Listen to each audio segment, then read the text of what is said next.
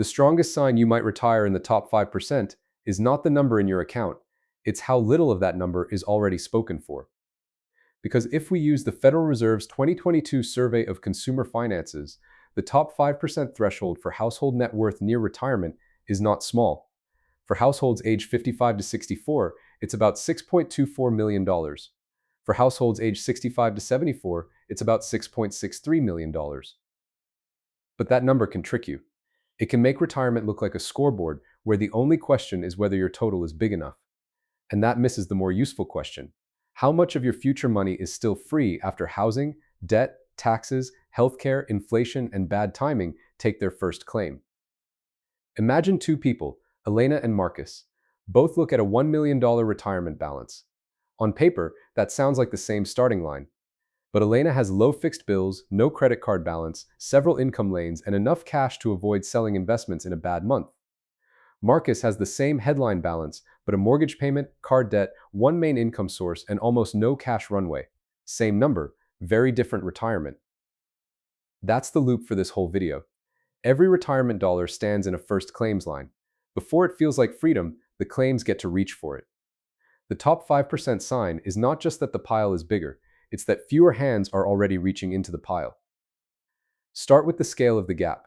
In the same Federal Reserve data, the median household age 55 to 64 had about $364,000 in net worth. The 95th percentile was about $6.24 million. For age 65 to 74, the median was about $410,000, and the 95th percentile was about $6.63 million. So yes, the top 5% is a different financial planet. But here's the first reveal. A top 5% number is not automatically a top 5% retirement. Net worth includes a home, business value, accounts, cash, and assets that may not turn into monthly spending cleanly. It tells you size, it doesn't tell you control. And retirement is lived monthly. This is why the title sounds simple, but the story underneath is not. Top 5% is the visible layer. Under it are the layers that decide how retirement actually feels. Can the money be spent? Does it arrive monthly? Does it get taxed when it moves? Does a bill take it first? Does a market drop force your hand? Those questions are not as glamorous as a giant balance, but they're closer to real life. That difference shows up even inside retirement accounts. In the SCF data, among households aged 55 to 64, about 57% had retirement accounts. The median balance among those who had them was about $185,000. The 90th percentile among holders was about $1.52 million. For households 65 to 74, about 51% had retirement accounts, with a median around $200,000 if they had one. That's not a failure story, it's a measurement story. A retirement account can be a powerful asset, but the account balance is only one sentence in a longer paragraph. It doesn't say how much you must withdraw, which account you can touch, what happens to taxes, or whether the money protects your next 5 years. So the real question is not just, do you have retirement money? It's, what still has a claim on it? A balance can look impressive until the month begins. Then the mortgage, the card balance, the insurance premium, the grocery bill, the tax bill, and the surprise repair all line up first. This is where control starts to appear in the data. Among households aged 55 to 74, the group below the median had about $2,000 in median liquid assets, and about 51.8% carried a credit card balance. The top 5% group had about $264,000 in median liquid assets, and only about 7.8% carried a card balance. That doesn't mean every top 5% household is debt-free. It means the first claims line is different. If a bill hits, one household may have to borrow, sell, delay, or keep working. The other has more room to absorb the hit before the plan changes. That room is a retirement sign. Think about a $4,000 surprise, a broken furnace, a dental bill, a car repair at exactly the wrong time. For one household, that's an annoying withdrawal from cash. For another, it becomes a credit card balance, or a forced investment sale, or another reason work can't stop yet. The dollar amount is the same, the consequence is not. Now put that next to the ordinary cost of being retired. The Bureau of Labor Statistics showed average annual spending for consumer units aged 65 and older at about $61,432 in 2024. Housing alone was about $22,193. Transportation was about $9,538.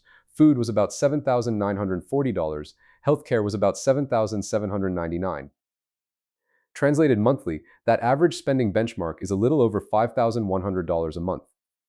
That's why a retirement number can feel less powerful than it looked on the screen.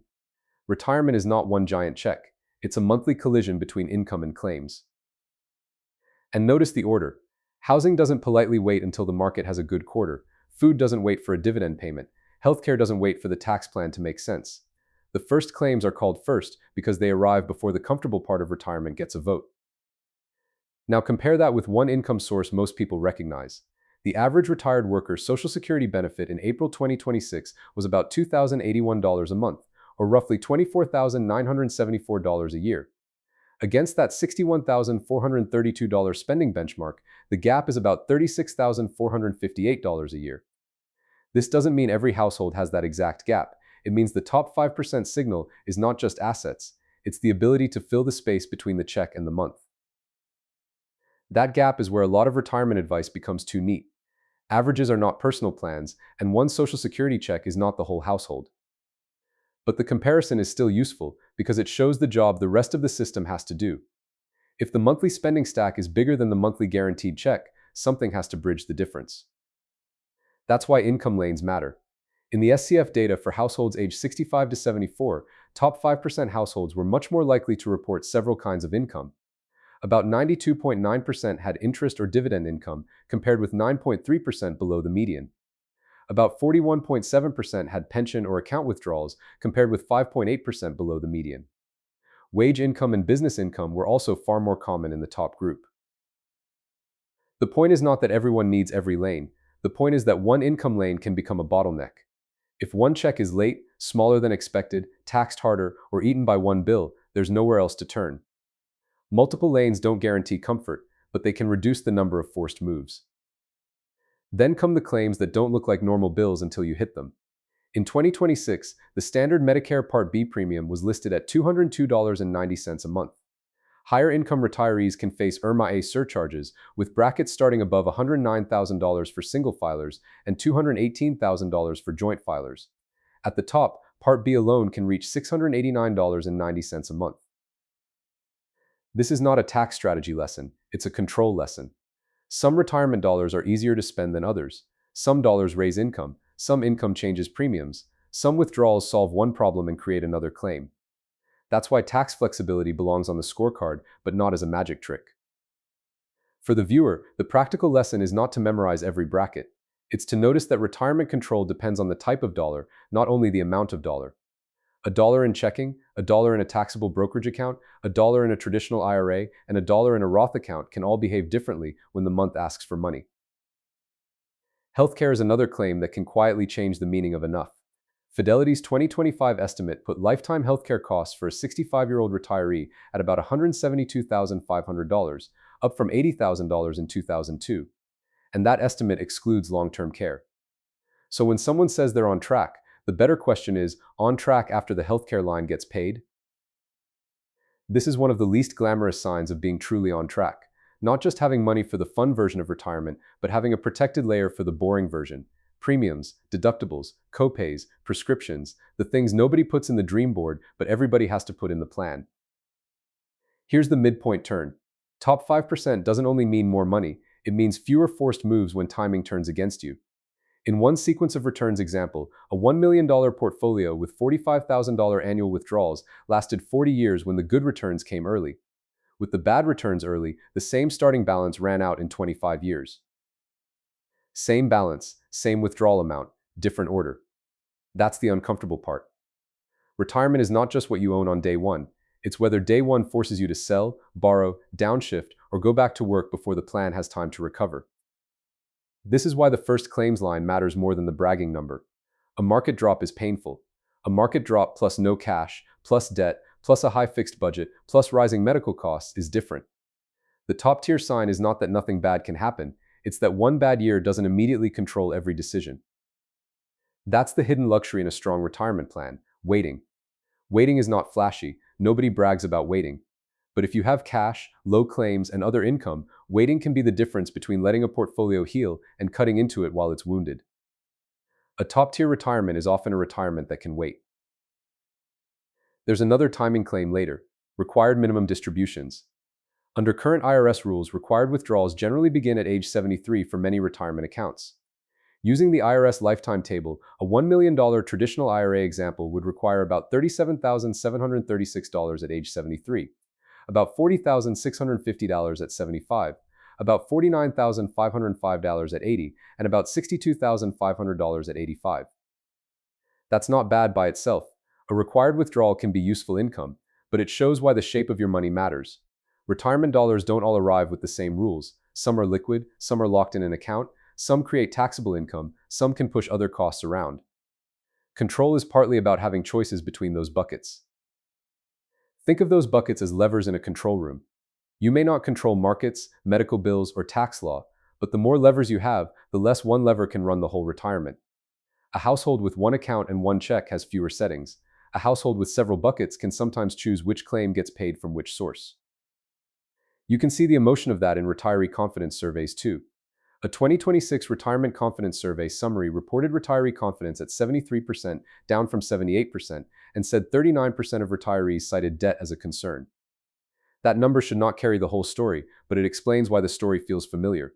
People don't experience retirement as a net worth table, they experience it as pressure. Go back to Elena and Marcus. Give both the same $1 million headline balance. In a sample example, Elena has $45,000 a year of first claims and 24 months of runway. Marcus has $85,000 a year of first claims and only 3 months of runway. The point is not that these are national averages. The point is that the same balance can create very different freedom when the claims line is different. For Elena, a market drop is a problem she can manage. For Marcus, it can become a command. Sell now, borrow now, cut now, work longer now. That's the emotional difference between money that's owned on paper and money that's still available when life gets noisy. And that's why this video is not really about admiring the top 5%. It's about translating the top 5% into signs an ordinary viewer can understand. Not be rich, not copy someone else's plan, but look for control. Look for fewer forced sales, fewer expensive claims, more income lanes, more time, more ways to let the month happen without panic. So here's the useful framework. Don't ask only, am I near a top 5% number? Ask, how much control does my retirement money actually create?